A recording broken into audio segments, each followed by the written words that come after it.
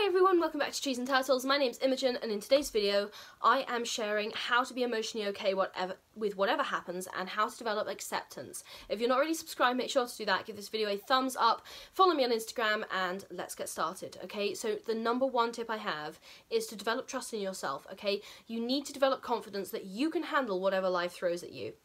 So the way to do this is to make a list of challenges you've overcome and also seek new ones to add to your list. Every time you do something that you're proud of, add it to the list. You will gradually come to trust yourself through experience and through seeking out new difficult things to do and succeeding at them. And even if you fail, you tried, okay? And that is better than not trying at all. Number two, build up some kind of safety net. So this could be a social support system or it could be something financial, but build up some kind of safety net if something goes wrong in your life.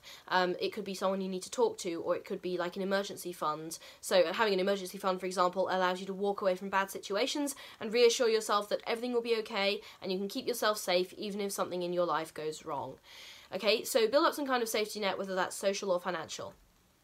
Number three, have a backup plan, okay? In a similar way, have a backup plan for what happens if important parts of your life fail, okay? What happens if your car breaks down, if you have to suddenly move house, if you lose your job. So it might be really anxiety-inducing to think about these things, and I get it, okay? I have anxiety. I hate thinking about the what-ifs.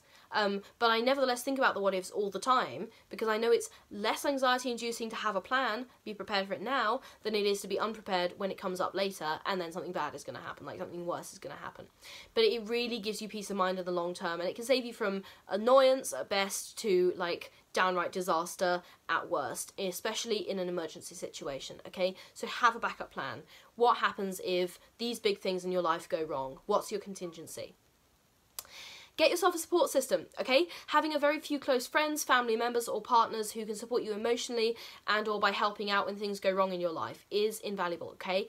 I've been in some extremely difficult situations and my close friends have brought me through them, picked me up and saved me so many times. And of course, I've done my best to reciprocate because relationships should go both ways. So build a support system and be a support system as much as you possibly can. Find people you can trust. Now, it's difficult because you can't necessarily trust everyone and sometimes it's a process of trial and error, but find people you can trust, and once you find those people, they are your people for life, right? Get yourself a support system. Remember that it's not going to kill you, okay? The thing which you are dreading is extremely unlikely to be fatal, and if you're still kicking, everything is good. Up to a point. At worst, it's going to be upsetting, uncomfortable, traumatic. Those are all very bad things. I am not trivialising them. Trauma is horrible. I've been through loads myself. But you will get through it and you will survive and you will still be here. You are bigger than your problems, okay? You are tougher than your problems. You are going to be a problem to your problems. You have a 100% track record of surviving your worst days. So act like it, okay? Own it. Your opinion is ultimately the only one that matters, okay? Yes, by all means, listen to other people if it's helpful to you. Like, your university lecturers, you volunteered to be on their course, you should listen to the feedback, okay? Your supervisor, you applied for this job, okay? You should listen to the feedback. Your friends, you chose to be friends with them, okay? Maybe their advice has some weight.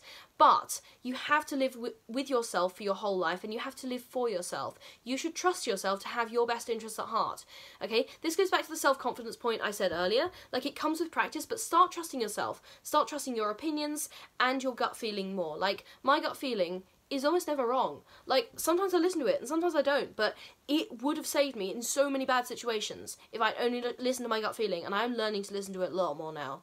It has never steered me wrong. Almost never. Practice resilience, okay? Become a problem to your problems. I mentioned this earlier, but are you really going to stay on the ground when you're knocked down, or are you going to get back up, okay? Yeah, I know it's hard to get back up, and it's really difficult, and sometimes you just don't want to get back up because you've been knocked down so many times, but imagine your problems as like a little team of goblins who are constantly plotting your downfall, and then enjoy annoying the hell out of them by foiling their plans all the time. So gamify your resilience is what I'm trying to say here. If it helps, you can imagine the goblins as people who've tried to sabotage you in the past, and then succeed anyway just to spite them, okay? Practice resilience and go defeat the goblins.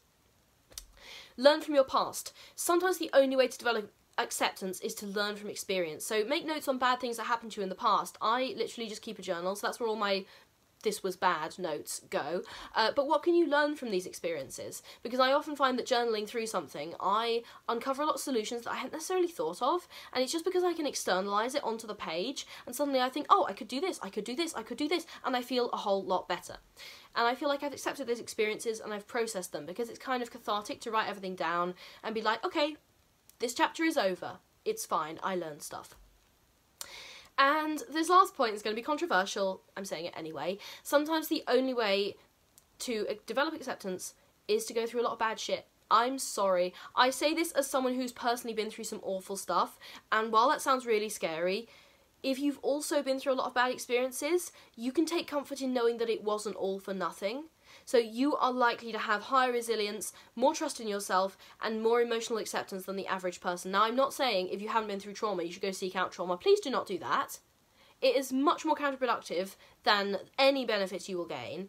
But if you already have trauma and you've been through bad shit, okay, cherish the positive side of that, okay? Emotional acceptance is likely to stem from that, and you've already won half the battle, okay? You got through that. You're really, really tough, and I'm proud of you, and you should never have had to experience your trauma, but it's probably made you a stronger person, and we can't change the past, but we can change how we react to it.